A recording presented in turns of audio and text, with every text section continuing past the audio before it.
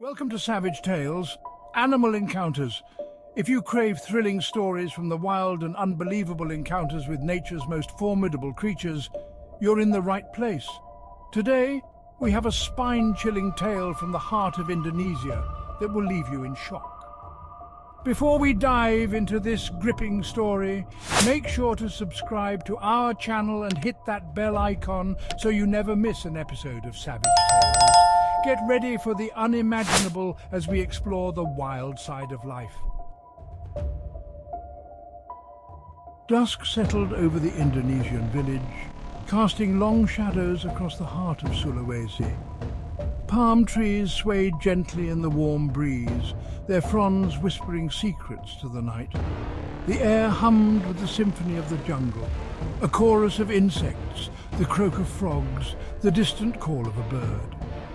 It was a typical evening in Salubero, a small community nestled amidst the lush, verdant embrace of the Indonesian rainforest. Life here was simple, a tapestry woven with the threads of tradition and a deep connection to the land. But on this night, a sense of unease hung heavy in the air. Akbar Salubero, a respected 25-year-old palm oil farmer, was missing. Akbar had set out earlier that day to harvest palm oil from a nearby plantation, a routine task that had become second nature to him. He was a skilled and experienced worker, familiar with the rhythms of the forest and the potential dangers that lurked within its depths. As the sun began its descent, casting long shadows through the dense foliage, Akbar's family grew increasingly worried. He was always home before nightfall, his laughter and the sound of his motorbike a familiar comfort as he returned from the plantation. But tonight, there was only an unnerving silence. A search party was quickly assembled, a mix of anxious villagers armed with machetes, flashlights, and a growing sense of dread. They fanned out into the surrounding jungle, their calls of Akbar's name swallowed by the dense undergrowth.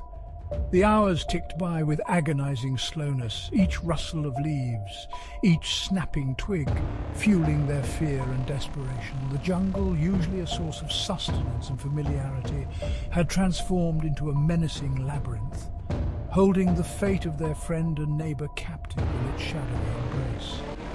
The search continued throughout the night, the villagers' flickering torches casting an eerie glow on the forest floor. They scoured the familiar paths, their hope dwindling with each passing hour. The palpable fear in the air was as thick as the humid air that clung to their skin. The thought of Akbar, alone and vulnerable in the heart of the jungle, was a chilling prospect. As the first rays of dawn pierced through the canopy, casting a pale light on the forest floor, the villagers knew in their hearts that something was terribly wrong. The discovery of a large, distended python sent a collective shiver down the spines of the search party.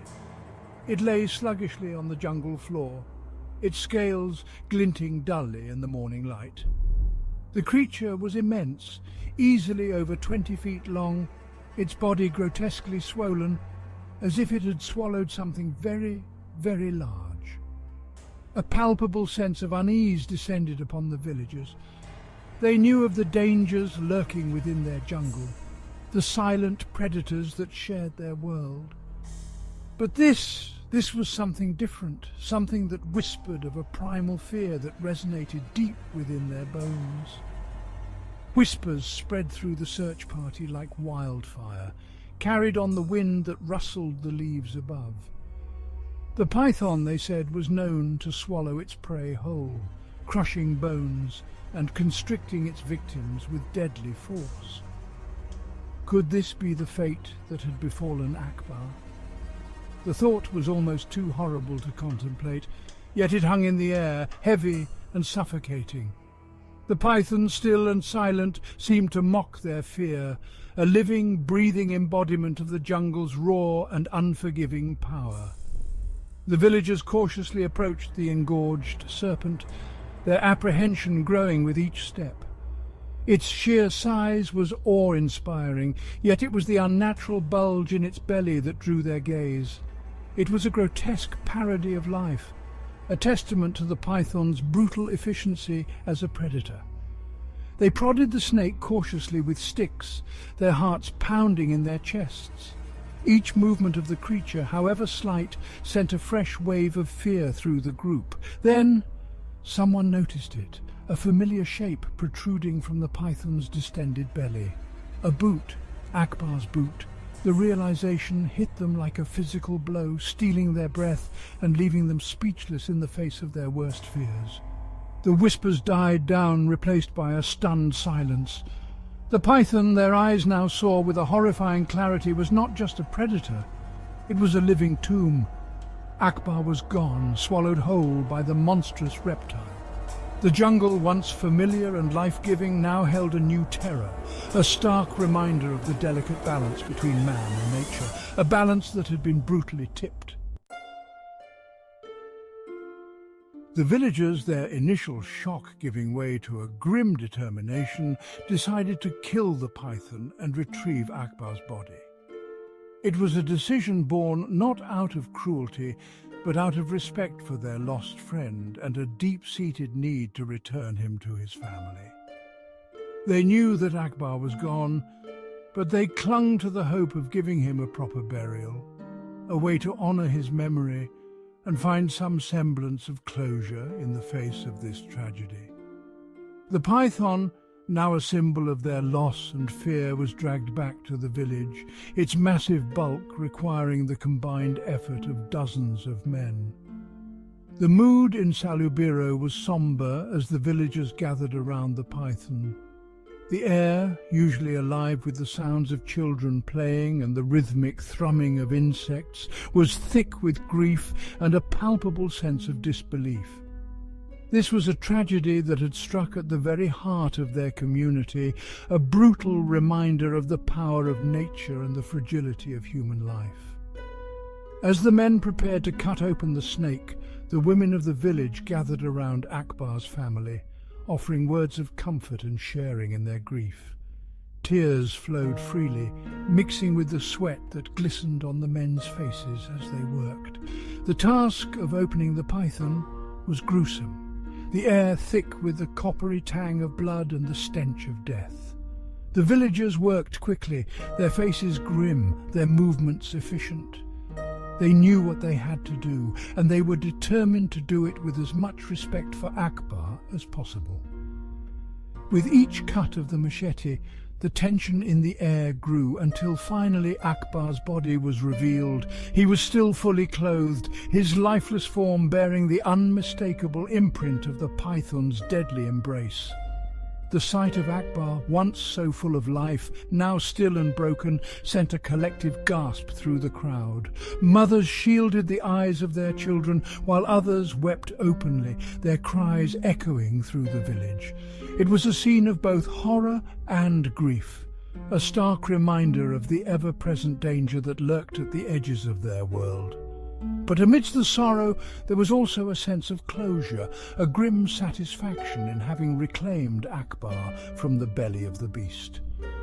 He would be laid to rest now, mourned by his community, his story forever intertwined with the tragic fate that had befallen him.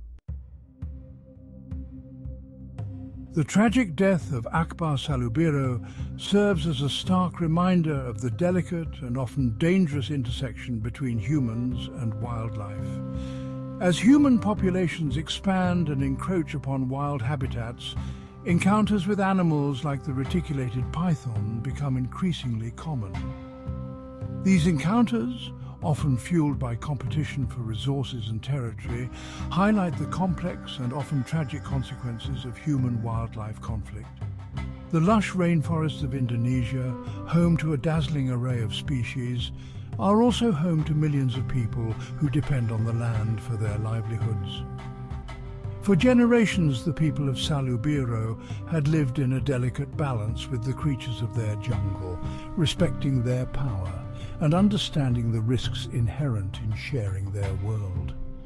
They knew that the jungle was home to creatures like the reticulated python, apex predators capable of killing and consuming large prey.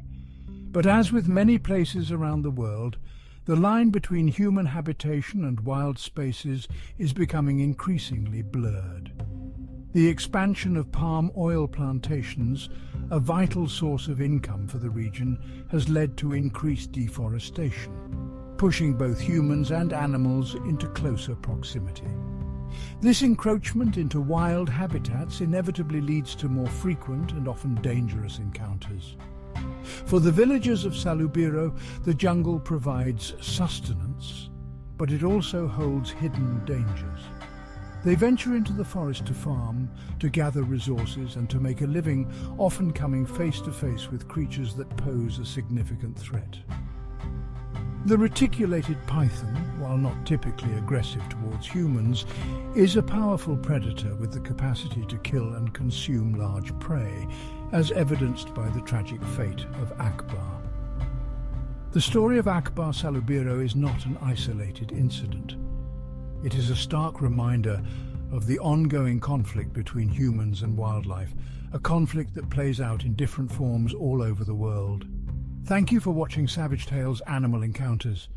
If you found this story as riveting as we did, don't forget to subscribe and hit that bell icon for more incredible and true tales from the wild.